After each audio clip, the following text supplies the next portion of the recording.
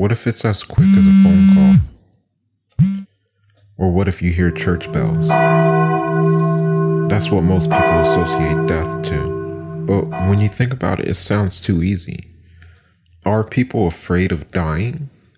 So definitely I believe that people are afraid of dying. You can see it all around us. We have religion, we have different breakings of religion, you have spirituality, and then you just have like people that don't believe in anything. And those people are atheists. Atheists don't believe in God. They don't believe in hell. They only believe that we're just here and that there is nothing else that will be after this or before this. We were just an anomaly and our lives are basically meaningless. So a lot of people would have a problem with those people that think that type of religion. They're like, you can't be an atheist. You have to believe in something. And these people, they generally don't believe in anything. And it proves that there are different ideas out there that you can definitely be a part of. And you don't have to be a part of it if you don't want to. So you definitely have a lot of infighting. Infighting meaning that like these people don't want to be associated with atheists. But everybody has a different type of idea about death. And can death be scary? Absolutely. Because as human beings, we're taught that as long as you know something, you'll be able to get through it. That's why we have school. We make school a mandatory thing for children. But like in third world countries, they don't have school. So it's kind of like that idea that, hey, if I don't go to school and I don't learn what other people are learning, what does that mean about the world? Does that mean that some people go to hell and some people go to heaven? Or does that mean that whatever religion you believe in, that's what happens? You have Norse mythology, you have Greek mythology, you have many other mythologies out there. You have Buddhism, you have Muslim. Muslim is a break off of Christianity. Essentially, Christianity, God has a lot of break-offs. So why would you be afraid of dying? Because we can't see the future. But for me personally, do I believe that there's an afterlife? Absolutely, there can be an afterlife, and there doesn't have to be an afterlife. I don't think that we have a choice in it, is what I'm thinking, because we're already here, we're conscious, and maybe one day we'll be able to go back in time and really analyze what we were doing, and life will have more meaning than it did before. Because right now, life generally has no meaning. Like, since we don't know the answer of, hey, what happens after death, people take advantage of that. And they take advantage of people. They take advantage of the situation. They take advantage of religions. You have people that typically bank on a religion. They're like, this is why we need religion, because it gives everybody one peace of mind. Everybody thinks the same way. And because everybody thinks the same way, we can go through life a little bit better. And even if it's a lie, as long as we're on agreement about this one thing, we can get through life a little bit easier. And that shit is a little bit scary, because just because everybody's unified in one thing doesn't mean that everybody can work together. We definitely do have to work together as a people and as a species. This species is a scary one because we don't technically have a guaranteed next day. Like, the next day is kind of guaranteed. You know what I mean? Like, you're going to wake up, most likely. The odds and chances of you waking up is like 99%. And that 1% is an accident or a disease that happens to sprout up. You might get hurt. It's like the chances of you being a kid and falling from your bike is higher than death. You know what I mean? Am I afraid of dying? I'm typically not too afraid of dying. I actually welcome death because it proves something. And I'm not sure what it proves yet, but for me, it proves that you aren't made to suffer, that it is only a temporary thing.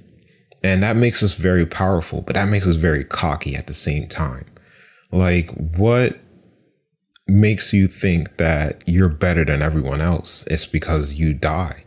It's because you don't have to keep dealing with people that you don't want to deal with. So you have a lot of people you banking on that, and they're just like, I don't need to deal with your nonsense. And because I think you're ridiculous, I'll just walk away. So you have a lot of people that generally walk away from situations and they don't solve those situations. And that's very messed up because you start to get into a chaotic world. And that's typically what the world is. It's chaotic.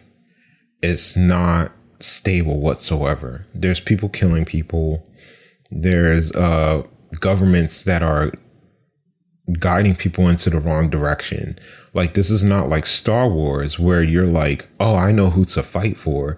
We fight for the rebels or the Republic or the dark side.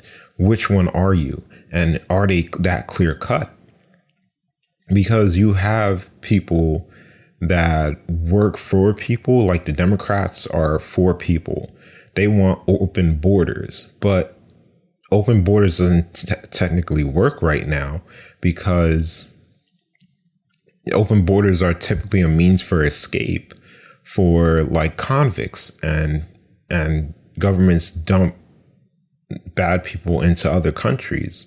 And typically it takes money in order to travel. So the only people that are able to travel are the people that have enough money to do it.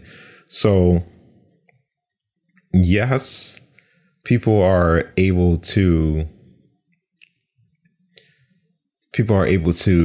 cross over to these other places, but a lot of bad things can stem off from that. Dying is a natural part of the world, so why fear nature is definitely the question that I ask. People fear nature because it's an unknown. Nobody knows what's going to happen. How can we justify living when there is no point to it? And is death a disease? So death is technically not a disease. Death kind of seems like a disease because it's an elongated process, but it's a natural process. So they don't count it as a disease. It's just something that happens that needs to happen. It's not something that is an unfortunate thing that happens. It needs to happen. I believe that death is definitely a necessary part of this life specifically because we have so many things going on that doesn't really equate to a free world. Like, we say that we are free people, but still we pay for housing, we pay for water, we pay for food, we pay for transportation. If you don't have a job, you can't live and you'll be on the street. And there's people that help you along the way, but are they a finite thing that gets us to believing that we'll always be okay? No.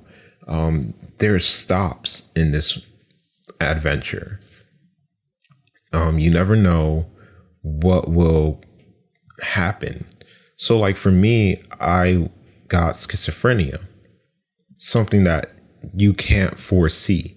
Like, yeah, maybe it's foreseeable, but not typically, because in my family, this is how schizophrenia works. It only hits every other generation. So it happened on my, it happened to my grandma, then it happened to my aunt, and then it happened to me. So even though we have all these facts that, hey, this person should not have this disease because it doesn't run, it's supposed to happen every other generation, it's still not a guarantee. So nothing is a guarantee. So why fear nature when it gives you a way out? It's because there's so much pain that comes in the middle of it, and you don't know what can transpire. So I was thinking that death was kind of like a means of traveling as of right now, because if we don't die after death and we resurrect at one point in time to carry on our legacy and carry on living, because living is a real thing. Now that we've seen how it works, will we be coming back to it? It's like a game, and it's like you're picking in the lottery. Like, what class am I going to be? Am I going to be the swordsman? Am I going to be the magician? Am I going to be a thief? What am I going to be? And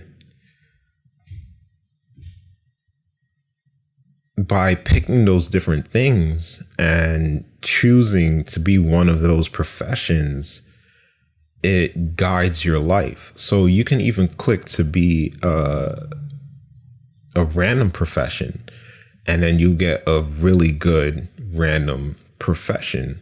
You just don't know what can transpire through life. So like death should be used to our favor, meaning that we should utilize the younger generation more. Why aren't we utilizing them? Why do we always ignore the young generation? Because we always give the excuse that they do not think at the level of an adult. So the people that are typically in power are people that are like 70, 65, 80 years old. And they don't look to the younger population for anything. They don't really listen to them, because they're like, you haven't been here long enough. You don't know what's really going on in the world. You don't have a full grasp of it. So why should we give you a chance? So death happens when we're around 65, 75 years old, typically more around 75 years old. And we choose not to listen to the younger generation because we feel like age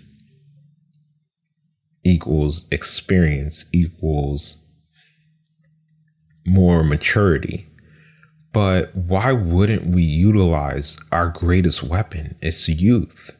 Youth is our greatest weapon. Youth allows us to think more clearly and more selfishly, which is what we should be doing. Like Elon Musk, for example, is a very selfish person. He still thinks like a child, but he's gone through the whole process of living and gaining the respect of people because he's been living for so long. And now that I forgot how old he is. He's maybe 50, in his 50s. Now that he's in his 50s and still acts like a child, people will listen to him to some degree. he can't be a politician. People don't respect him as a politician. They only respect him as a car maker. And he wants to be more than that. And people will refuse to listen. They were like, just pick one profession. That's typically how people are. They don't want people to reach for anything. Because I've done that myself. I've reached in life. And regardless of if it was my choice or not, I still reached. And when I reached, I learned so much about myself. And I learned so much about the world. I learned how business works. I learned what it means to take breaks. I learned how to choose a job that allows you freedom. I've learned a lot of things, but you got to understand that people typically don't reach in life. They typically do the same thing over and over again for the rest of their life, and they don't stray from that typical idea that, hey, maybe there's more to life, and they don't want to utilize it. We want to give each other a peaceful way out, but doctors typically push the envelope thinking that pain is a necessary thing. I talked to my sister a lot about this, about how doctors typically overreach the boundaries of life and death. So they will allow a person to live a very painful life in order to live for another month, for another year, for another 6 years. They will watch a person writhe in pain just to get that little ounce of life out of them. And it typically comes down to money.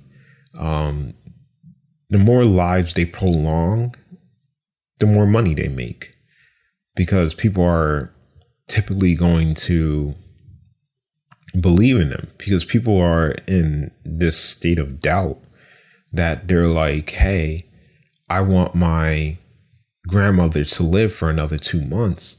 And they don't want to tell the truth of saying, hey, your grandmother's in a lot of pain.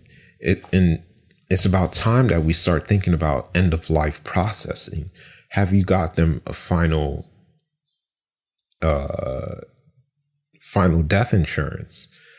And instead, they're like, okay, we can put a catheter inside her to help her pee more. And then we can probably do a surgery on her liver. We need to take a piece of it out. We can also do another surgery. And they're just piling on these different ideas that they have to prolong this person's life, even if the person doesn't want to do it. Even if the person is crying out and saying, hey, I just want to die. Why don't you just let me die? And doctors will ignore them, and they'll listen to the family because the family has jurisdiction over that individual.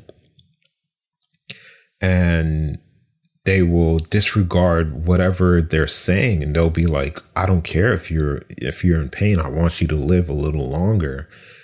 And I was just watching something on Instagram about how there are people that are just background people that don't really do anything for the greater society. What they do is they just live their lives, and they help the people that do make decisions. They help them out, and they're typically there to guide you through life. They don't really have their own soul. So that's what doctors typically do. They just guide people through life, and they don't really say anything. They don't really put any real thought process into the situation. They will hurt you, and they will hurt you for money. And you'll think that there's no person like that out there that will ever do something like that, and that everybody is peaceful and everybody wants the best for everyone else. But typically, it doesn't happen. Maybe they're not doing it maybe they will never admit that they're doing it for money. They'll say that they're doing it for the greater good of people. But if you look at it, if a doctor is able to elongate someone's life, and if they're not in pain after that, they will testify for the doctor. They'll say, I'm so happy that I've lived another 5 years because of this doctor, because they made the right decision. It was a painful adventure, but they got me through to the other side. And people will listen to that one person that is praising this doctor for going above and beyond, for trying to keep her alive, that they'll ignore all the pain and suffering that they cause. And they will allow this doctor to reach more heights, get more people behind them that want to see them be more successful. And all that is successful is that they're just elongating lives that is very unnecessary to elongate. So death is a means of release. Death is scary because it can cause people to act a certain way. They may be cruel because they think death is cruel. They may use it as a crutch to experiment on other people. They may live recklessly, saying that death is near, so why chance it? What would you say if the reason why this world is so chaotic is because there is nothing after death? You probably wouldn't take that answer, which is why a lot of people believe in God, which is why the main religion is Christianity. And we have the Pope over in Italy, I think, somewhere around there. We have these religious figures that are so influential to us. And what they do is they fight death. They think that death is this disturbing thing that should never happen. But really, it's just a means of release. It's scary because we just don't know the outcome, and we shouldn't be so scared. We really shouldn't. Even though people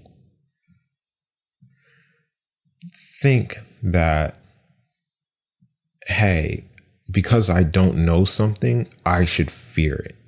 It should never be that way. It's such a natural process. It happens to everyone, and it's not something that is painful, but we can't really say that. And that's what sucks, because you'll be like, you're a liar if you think that you know what death is. But when we think far into the future, we're eventually going to know what happens after death. You know, I believe that there's someone out there that knows what happens after death right now. We just haven't reached that full potential of knowing. And we're going to keep trying to elongate lives because that's the only thing that we know what to do.